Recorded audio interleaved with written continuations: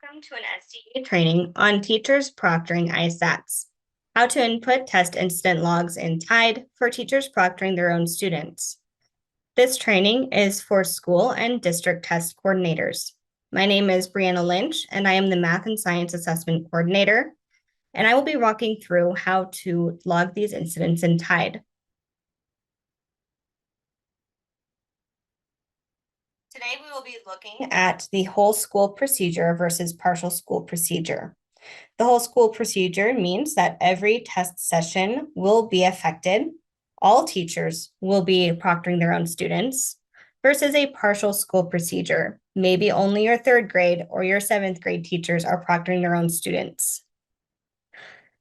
From there, we will provide a demonstration on scheduling test sessions in advance, filling out the test incident log, and attaching session IDs as needed. For the whole school procedure, all test sessions in the school will be affected. Every teacher is proctoring their own students. Only one test incident log needs to be filed per building. You'll make note of this in the test incident log. No test session ID is needed, and no rosters or EDU IDs are needed. I will go ahead and demonstrate what that test incident log will look like. Once you are on the Idaho portal, you will click on ELA and Math Assessments. From here, we will scroll down. Because the entire school is affected, we will just go right into TIDE. You will sign in. My level of access might look a little different from yours. However, the process will largely be the same.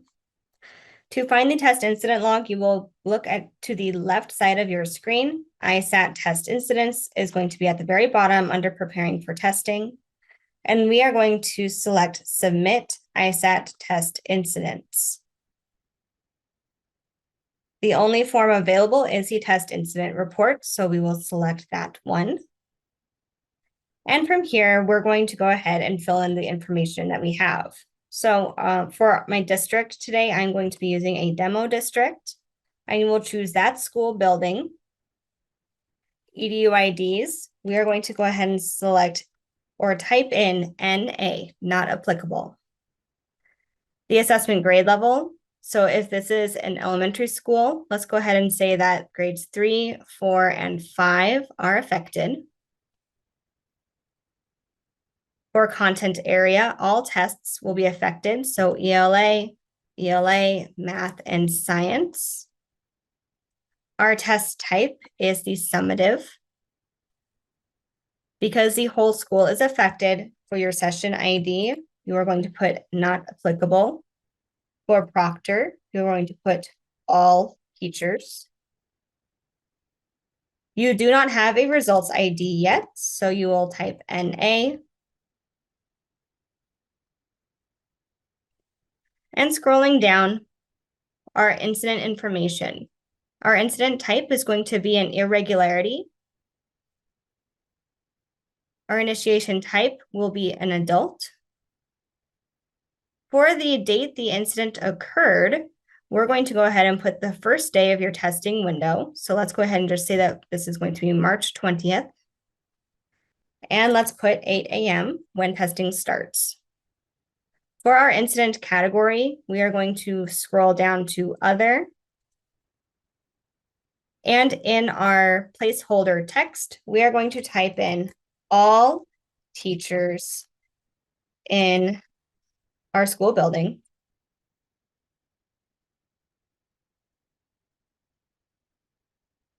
Proctored their own students.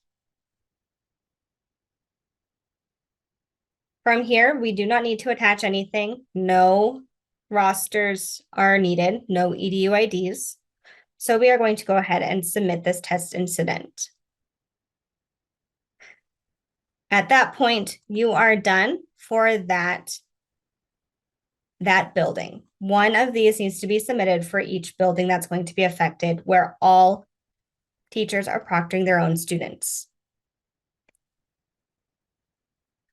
Let's go ahead and move on to partial school procedure.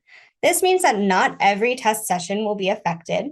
So maybe you only have a handful of teachers who will be proctoring their own students. Perhaps it's only your third graders, or maybe it's only your math teachers. Again, only one test incident needs to be logged per building. However, all test session IDs that are going to be affected need to be documented. This can be listed in one single file that you can attach to the test incident log. No rosters or EDUIDs are needed. In order for this partial school procedure to take effect, your test sessions need to be scheduled in advance. So I will show you how that looks from a TA standpoint. And then a test coordinator, school test coordinator, or district test coordinator can take over and log the test incident once all of the session IDs are collected.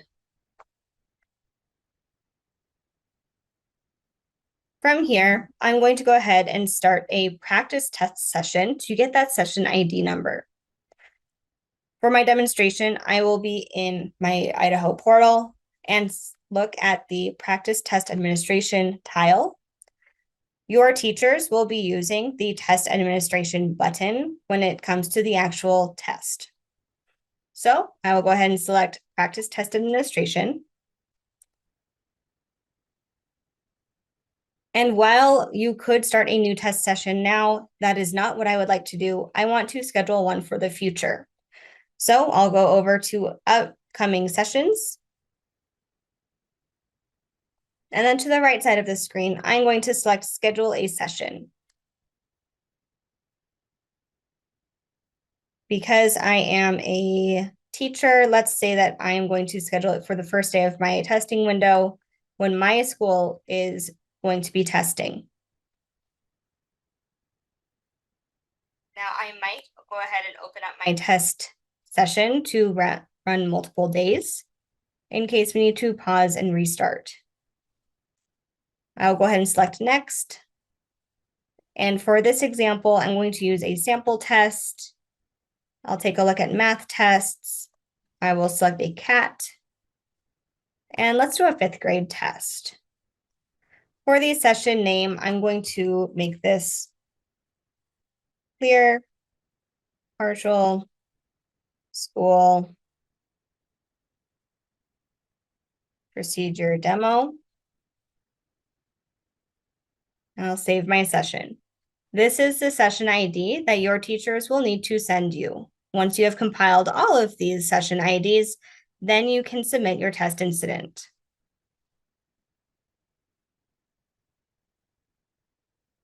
I've copied that to my clipboard. So at this point, let's say that you have received all of your session IDs from your proctors. I will go back to my test incident log within Tide. It's still open from the last one that I did.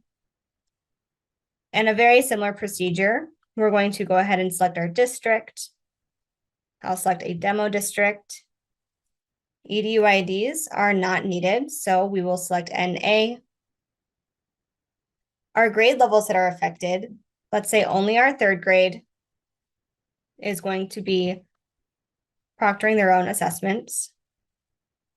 In content area, we'll have ELA, math, and our ELA CAT, ELA PT, and mathematics. This is a summative assessment. Session IDs, we're going to say see attached file. Proctor, we will say all 3rd grade teachers. Again, we do not have our results ID, so I will type NA. Scrolling down, our incident type is an irregularity. Our initiation type is adult. The date this incident will occur is March 20th. We'll say at 8 a.m. This category is other, and I'm going to say 3rd grade teachers proctored their own assessments.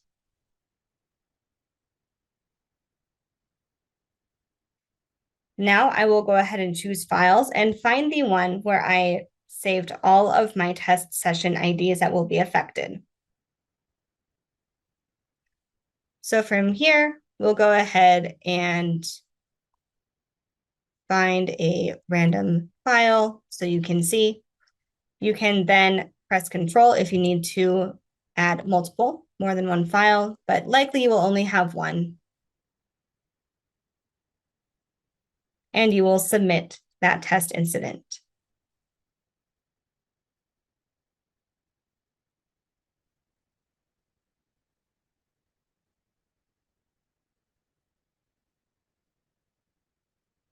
That is the end of the training. Again, my name is Brianna Lynch. I'm the Math and Science Assessment Coordinator. Our other ISAT coordinator for ELA and Literacy is Marissa Gravel. Our contact information is on the screen, and we are happy to help if you have any questions.